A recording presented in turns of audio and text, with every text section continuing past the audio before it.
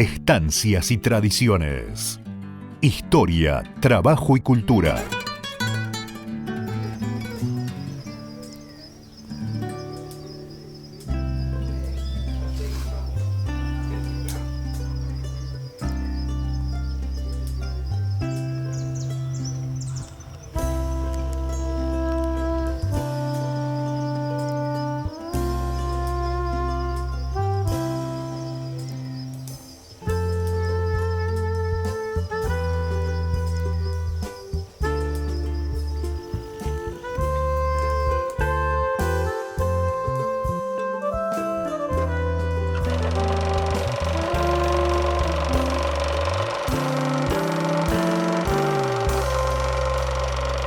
El proceso de hacer un cuchillo, bueno, conseguí primero el disco de cortar piedra o el disco de arado.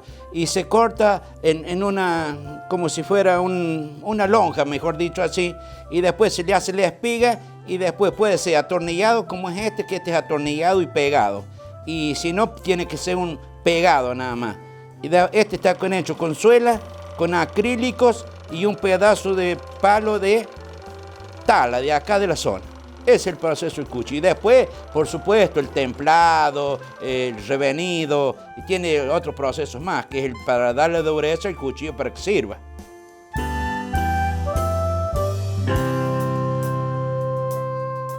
Mi nombre es Justo Marcialito Ruoco. Mayormente me conocen todos como Marcial. Estamos ubicados en Riocito, departamento Pringles, San Luis.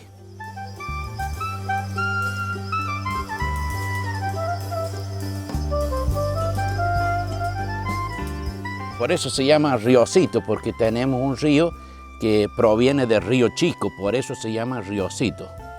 Y bueno, después a 1000 metros tenemos el dique Embalse de Florida.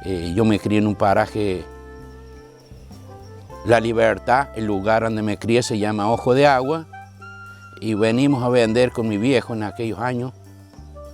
Mi viejo tenía un Jeep doble tracción, y venimos a vender tortitas con chicharrones, pan casero, porque mi viejo poco podía andar, porque trabajó mucho en las minas, entonces tuvo un problema, se le taparon los pulmones, mejor dicho, y tal es así que murió de ese un problema que se llama silicosis, la enfermedad, se le tapan los pulmones.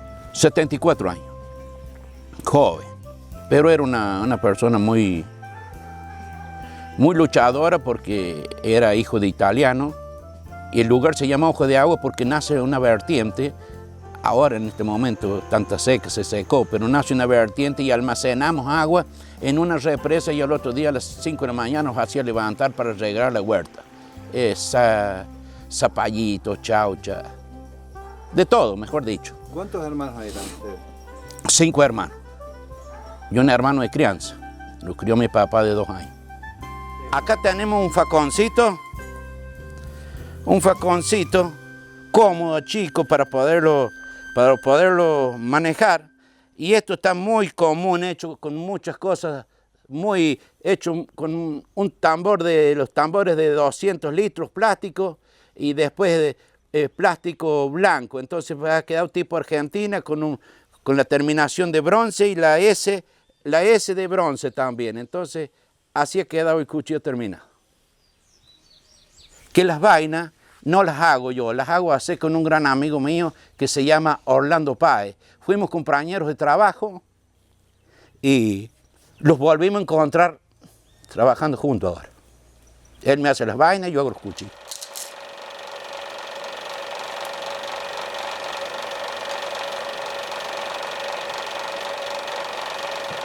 Este es carbón de coque, carbón de piedra le llaman. Esto es cuando queman el petróleo, queda esta piedra porosa, negra, que esa es la que me sirve a mí para darle el grado de temperatura al cuchillo para poderlo templar. Esto viene de Mendoza y pasa a Buenos Aires, en tren carguero, y yo lo tengo que buscar a un lugar que se llama Vías Ley de acá, 120 kilómetros de acá de San Luis. De acá del Riocito, quiero decir. Si no tengo esto, no puedo templar un cuchillo, me queda mal. Porque no le puedo dar el grado de dureza. Sí, o sea, trabajaba el padre de mi hermano, trabajaba, yo era muy chico, no era nacido todavía, trabajaba en el dique de la Florida y había cobrado una quincena y él pasa por una barranca, aparentemente lo mataron para sacarle la plata. Entonces quedaron estos chicos y los llevó la suegra de mi papá, la abuela Magdalena, que vivía en el Río Grande. Entonces mi papá se fue a visitar a la suegra en una mula. Me contaba. Y bueno, como eran varios, también eran familia muy humilde, muy pobre, entonces se lo dieron a mi papá y lo así que mi papá lo trajo por delante en una mula.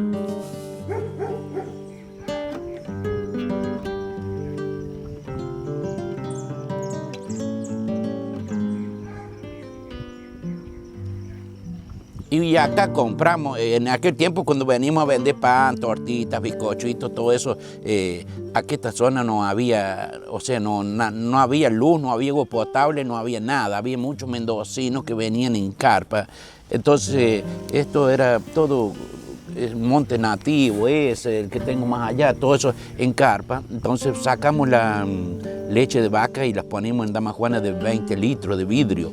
Y teníamos una jarra donde tenía la medida del litro. Entonces llegamos nosotros y los pedían 2, 3 jarros, 2, 3 litros, deme 2, 3 pan caseros y así hacíamos plata y bizcochito. Y de ahí sacaba plata para irme a estudiar a la escuela industrial, a la ciudad.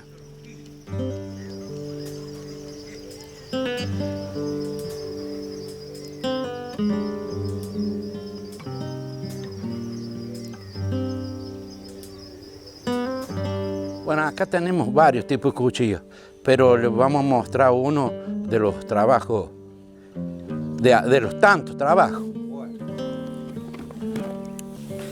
Este es un cuchillo de disco de arado, forjado, y tiene el mango de asta de vaca pulida. Así que, y la vaina de cuero. Este es un deshuesador de pollo, porque no tiene que tener gavilán para que cuando entre por la orilla no le rompa la pechuga. Entonces, esto se llama deshuesadores de pollo. Son finitos y largos. Estos son hachitas de cocina. El mango de esto está hecho de disco de cortar piedra, que es acero al carbono, y el mango con acrílico. Este es hachita de cocina. Y después tengo cuchillas de cocina, que son de sierra de cortar leña, y son muy livianitas y muy rápidos para afilarla, para tenerla para la cocina.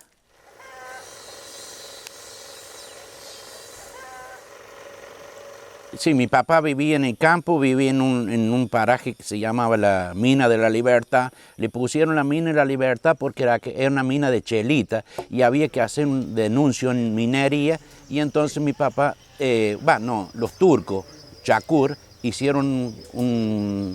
denunciaron y pusieron la Mina de la Libertad. Está dividida por un arroyo, por un camino, mejor dicho, la mina de los Cocos de un lado y la mina de la Libertad del otro lado.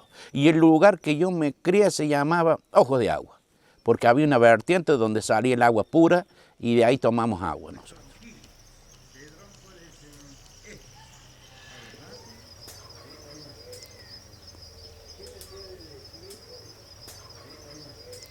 Acá vamos a cortar para hacer un cuchillo, una parte para hacer el cuchillo. Este lo vamos a hacer de disco de cortar piedra, que es acero al carbono también. Es como si fuera el disco de arado, pero un poco más fino.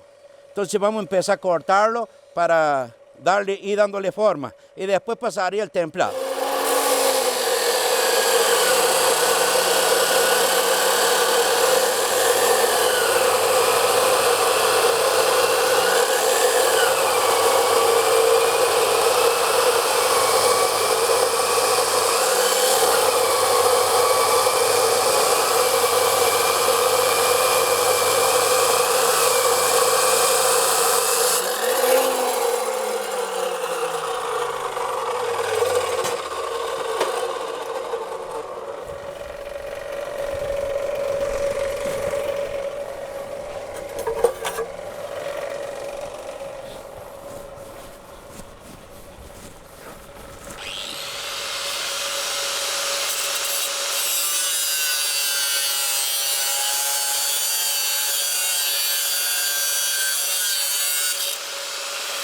la espiga para poderlo encavar y darle más o menos una forma para poderlo templar.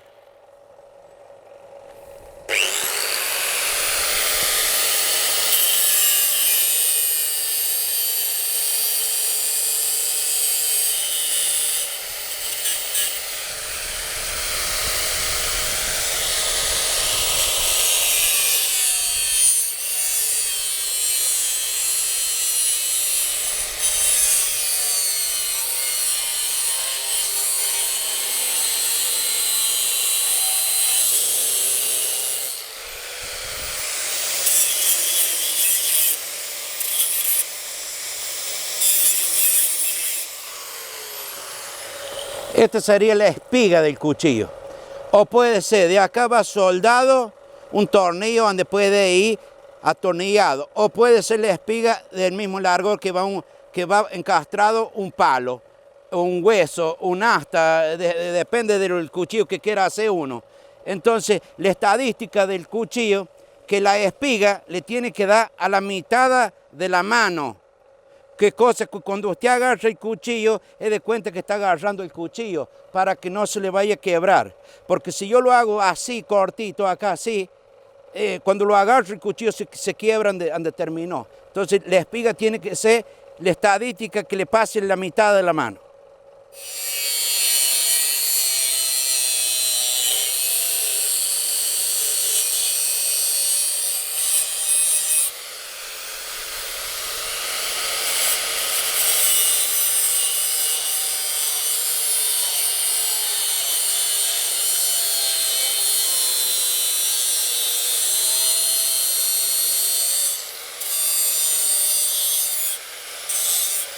Ahí estaría más o menos la forma del cuchillo, ya ves.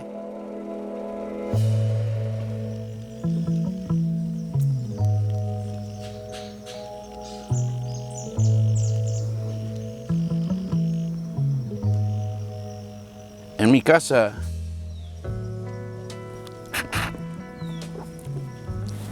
nunca faltó la comida.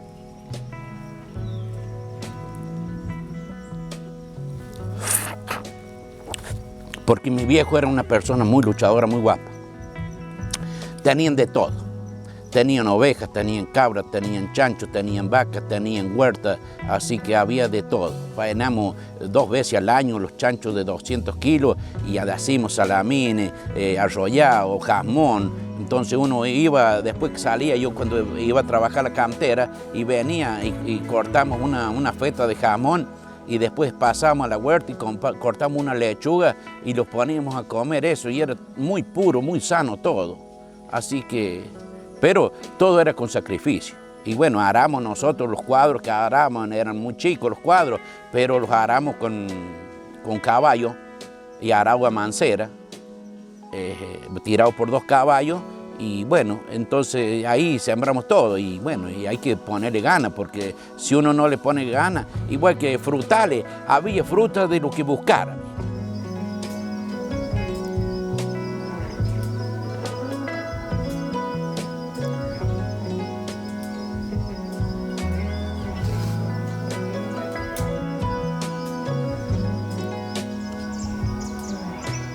Para arar era, como le dijera,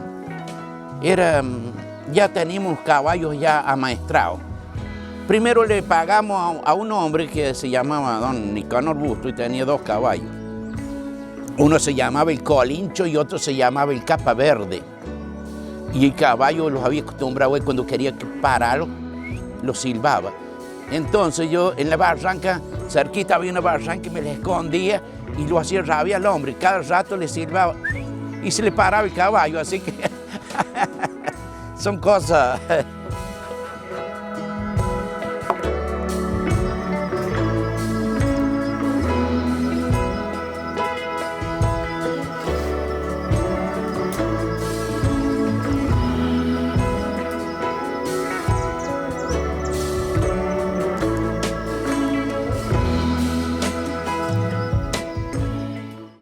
Llega la segunda edición de la Expo Alfalfa. 16 y 17 de marzo, en el establecimiento rural Don Hugo, Ruta 8, kilómetro 718, Villa Mercedes. Un evento para continuar con el desarrollo de todos los productores y seguir consolidando la provincia como gran exportador de heno de alfalfa en el mundo. Conferencias con disertantes de amplia trayectoria, innovación y tecnología en el manejo del cultivo, dinámicas a campo, espacios para compartir conocimiento y experiencias adquiridas. Segunda edición de la Expo Alfalfa, 16 y 17 de marzo. De la Cuenca del Morro al mundo. Mira el cronograma ingresando a sanluislogística.com. Organiza Agrosalsa PEM.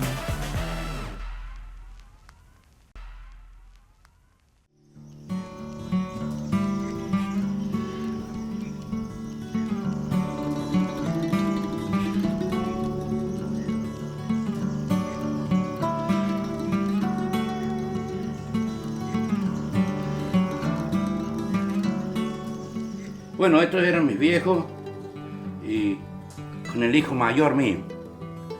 Él se llamaba Justo Ruoco. ¿Y su mamá? Y mi mamá se llamaba Antonia Sosa de Ruoco. Del paraje La Libertad, el lugar se llamaba Ojo de Agua. Ahí vivían ellos y ahí me crié yo. Y después compré acá en Riecito porque venimos a vender con mi viejo, venimos a vender pan casero, tortitas con chicharrones. Él tenía un Jeep doble tracción y venimos a vender todas esas cosas, zapallitos, chaucha, leche en damajuana de 20 litros. Y bueno, esas son lindas historias que para poder estudiar y ir a la escuela industrial. Yo sacaba un plata en el verano y después íbamos a estudiar a la escuela de San Luis, a la escuela industrial, hice hasta tercer año. Y después me tocó el servicio cuando la guerra de la Malvinas, en el 82 hice muchos recuerdos lindos.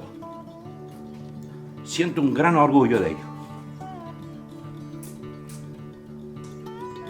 Me emociono un poco por los recuerdos que uno tiene.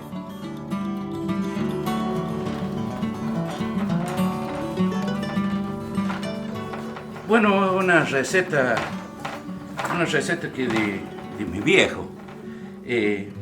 Yo preparo, echo la harina según lo que voy a hacer, las proporciones.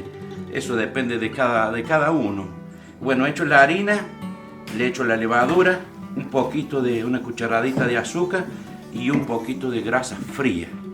Entonces ahí la dejo, la voy disolviendo a la levadura con la grasa hasta que más o menos queda disuelto y después yo empiezo a unir la masa. Y después la dejo unos 15, 20 minutos que se repose para que la torta frita después se levante.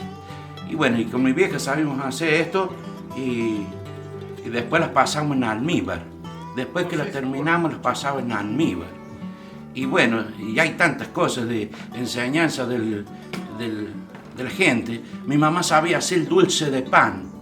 ¿Ha comido dulce de pan usted alguna vuelta? No, ¿cómo es? El dulce de pan, mire, bueno, una familia humilde también.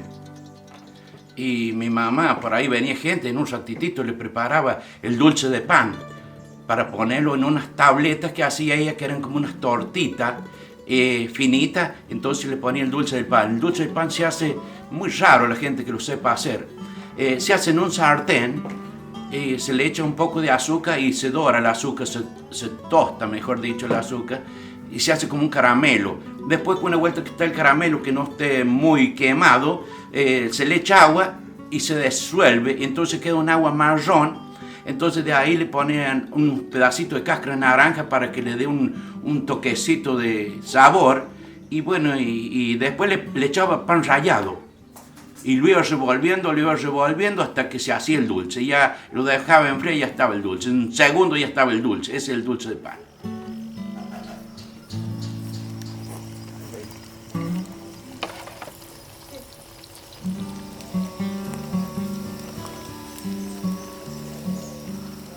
Había mucha fruta. Había esta manzana que tengo acá arriba en la cabeza mía. Esta manzana es de la deliciosa, de la manzana grande, roja. Entonces sabía haber mucho. En mi casa había 2 plantas de esas. Mi papá, para guardar para el invierno, me hacía subir arriba del monte. Entonces la cortaba una por una y él las capujaba y les iba envolviendo en un papel de harina. Entonces tenemos 2, 3, 4 cajones de manzana para el invierno. El pelón o la fruta seco, la pelamos y la ponemos en pacera y ya tenemos para hacer compota también para el invierno. Así que había charque, había fruta seca, no faltaba nada. Y bueno, son esos recuerdos que le quedan a uno muy lindos, enseñanza, que yo por ahí se las transmito a los hijos míos, que yo no soy porque soy. Me aprecia mucho la gente acá en la zona, gracias a Dios no ando mal con nadie. Como le dijera, yo no soy como soy si no hubieran sido por la enseñanza de mi viejo.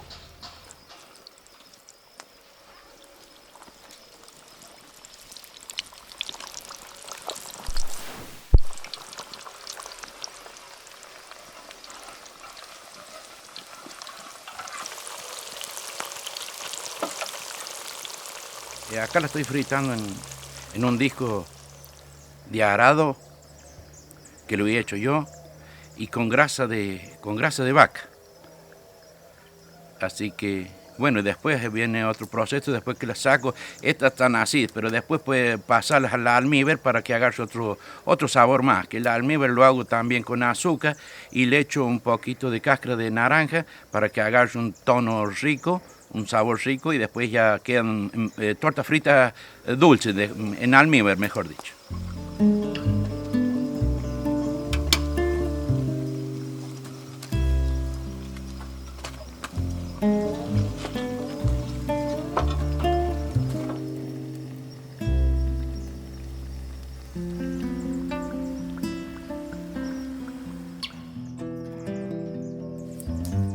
¿Qué es eso? Cedrón para el mate, muy rico sabor.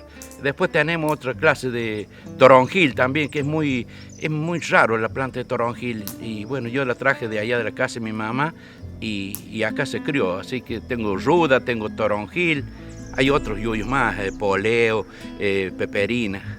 Igual que la albahaca, yo también la albahaca le echo en el mate porque es muy rico sabor, también tengo albahaca. Así que bueno, son yuyos que uno tiene que estar echándoles permanentemente al mate, porque el mate sin yuyo para mí no es mate. Para los dolores de hueso, todas esas cosas, igual que para tomar mate, hay muchos que lo echan en la comida también, pero bueno, cada uno lo utiliza como le parece mejor. Este es el romero.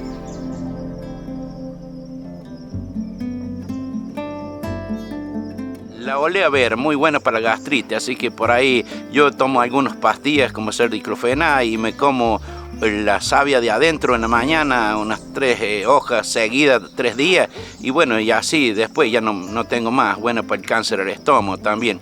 Así que uno ya va conociendo muchos yuyos en la vida, para qué lo que sirve una cosa y para qué sirve otra.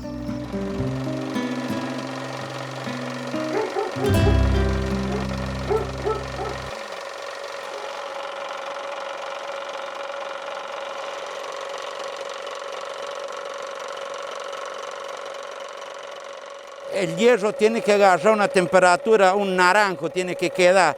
Si se pasa también es malo. Entonces tiene que quedar una temperatura, el naranjo, el hierro. Dicen que es rojo vivo, pero en un hierro no hay rojo vivo, es un naranjo claro que queda. Ahora se lo voy a mostrar cómo va quedando, ve, mire.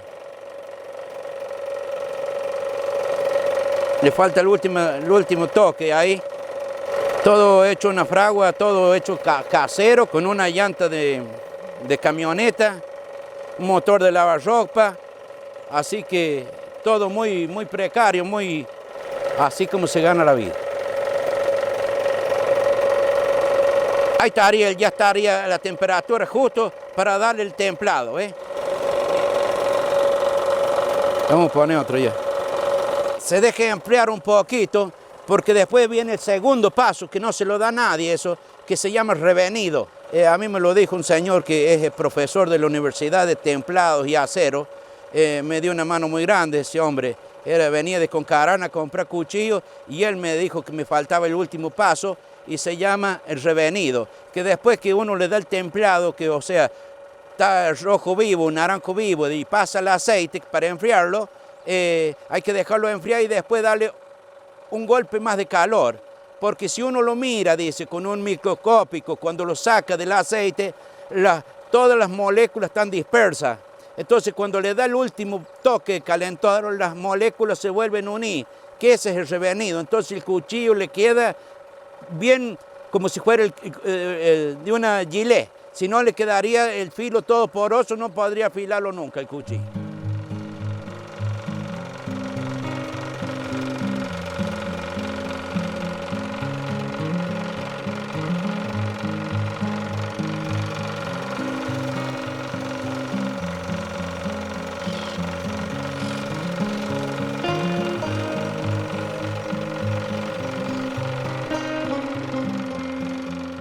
Acá le vamos a mostrar una cuchilla que sirve para carnear animales, para la cocina, para comer asado. Tiene un montón de formas la cuchilla esta, ¿ves? Está encavada con eucalipto. Esto va pegado y remachado. Y es una cuchilla enteriza. Entonces por eso se llama enteriza, porque la misma, esto va terminado acá.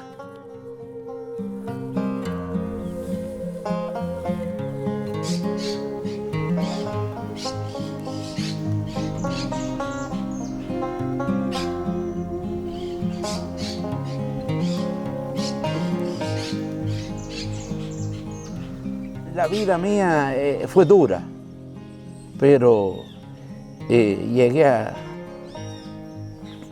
hasta perder la fe.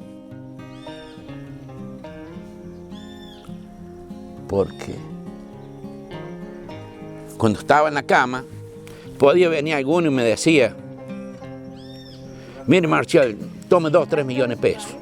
Y yo no quiero plata. La plata no hace feliz a nadie. La plata ayuda. Yo lo que quiero es caminar, poder andar. ¿Para qué me sirve la plata? Muchas veces la gente se enloquece que por la plata o le quiere sacar al otro para tener más ellos, y está muy equivocado.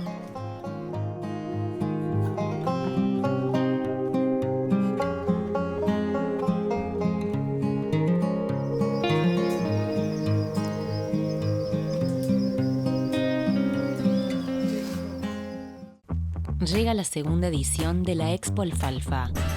16 y 17 de marzo, en el establecimiento rural Don Hugo, Ruta 8, kilómetro 718, Villa Mercedes. Un evento para continuar con el desarrollo de todos los productores y seguir consolidando la provincia como gran exportador de heno de alfalfa en el mundo. Conferencias con disertantes de amplia trayectoria, innovación y tecnología en el manejo del cultivo, dinámicas a campo, espacios para compartir conocimiento y experiencias adquiridas. Segunda edición de la Expo Alfalfa, 16 y 17 de marzo. De la Cuenca del Morro al mundo. Mira el cronograma ingresando a sanluislogística.com. Organiza Agrosalsa PEM.